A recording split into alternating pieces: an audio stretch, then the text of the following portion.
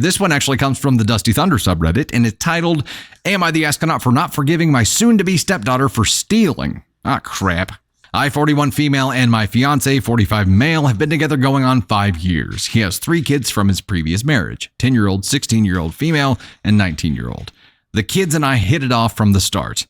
Me and the middle daughter, I will call her Jay, became very close. We talked about everything and had a mutual love and respect for each other. Over the years, there had been some things happen that caused trust issues between Jay and her parents. Because of that, they would not let her have a cell phone. As imagined, that did not go over well with her.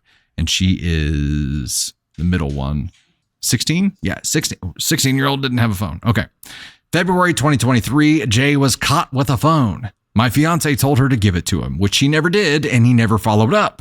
She eventually told him she gave it back to the classmate who had given it to her.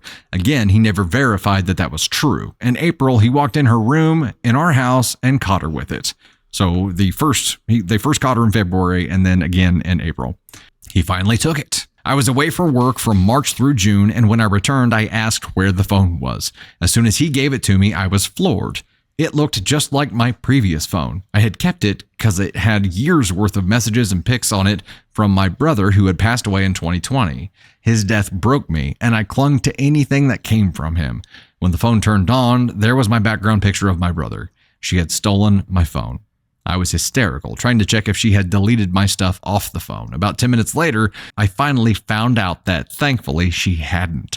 Then the anger set in. She knew why I kept that phone, yet she still took it, knowing she could lose it or even break it, and I would have lost all those years of memories. Afterwards, everything went back to normal for her. There was never a punishment from either parent, no repercussions for what she had done. It's now January 2024, and I have still never received an apology from her.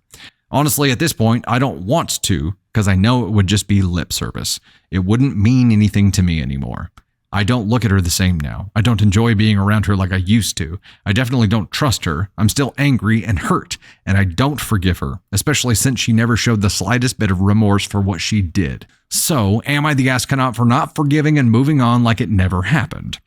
Edit to add 1, for those worried about her not having a phone, she has had a tablet that she can text and make calls on for years now. So what's the difference between that and a phone? I'm assuming that the phone that she stole didn't have a SIM card. It was Wi-Fi only, so she was using it just like a tablet. I don't understand.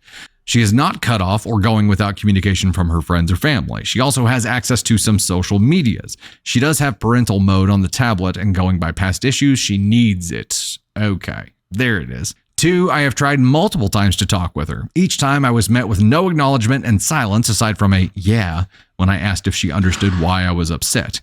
But I'm going to try to talk with her again so we can try to get past this. 3, I have not banished her from my life. I'm still with her every visit. We eat together, talk, and watch TV. We even joke around and laugh some, but the closeness that we used to have is gone. I love her, but for now, there is zero trust.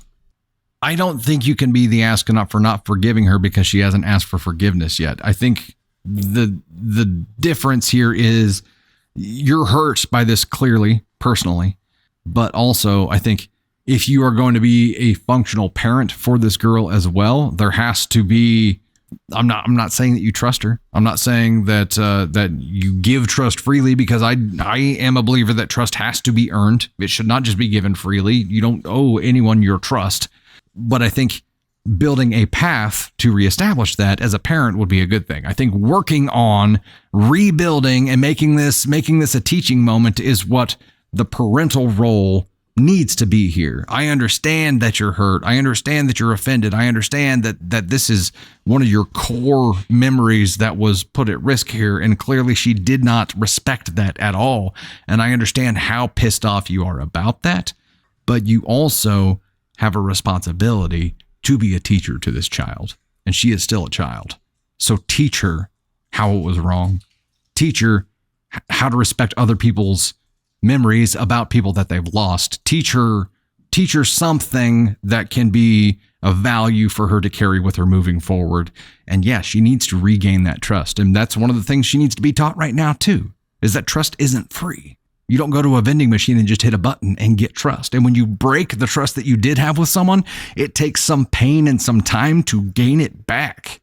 This is what happens in life whenever you break someone's trust. And this is how hard it is to gain back. But I'm going to help show you how to do that and then how to avoid getting into this kind of situation in the future, because it's painful to rebuild it. That's my thought here. You're not the astronaut for not forgiving her, but I also think there's another layer to this where it has to be used as a teaching moment. And when you do something like this to someone, they will carry that scar with them forever.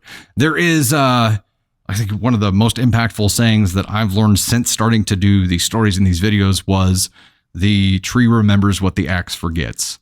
And that is perfectly applicable here. Whenever you are the person inflicting harm, it doesn't mean as much to you as it does to the person that you do harm to. And they are going to carry that with them forever. It sounds like there still is love. It doesn't sound like she hates her now. It doesn't sound like she doesn't love her anymore. But there's this is a deep trust break.